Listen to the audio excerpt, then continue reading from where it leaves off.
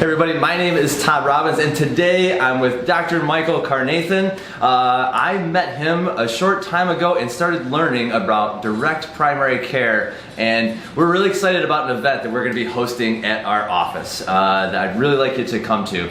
So, Doc, like the patients that you have, and it's hard to explain direct primary care, but like what are some of the frustrations that you're solving through direct primary care?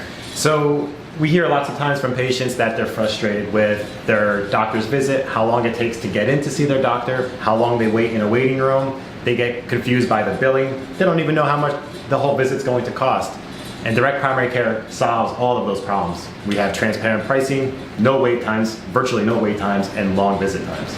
Yeah, and when we talked, I was just so excited about the different things that you do. Like, wow, you are solving lots of problems out there, and I'm about solving problems. So if you are having some of these problems and you want to learn more about it, we are going to have a workshop at our office in Easton. It's going to be on March 9th at 6:30, and the good doctor is going to come and tell us even more. So if you're interested in a little bit of that, he's going to give us a whole bunch of detail on that. You can register for the event in the link below, and we really look forward to seeing you there. See you soon.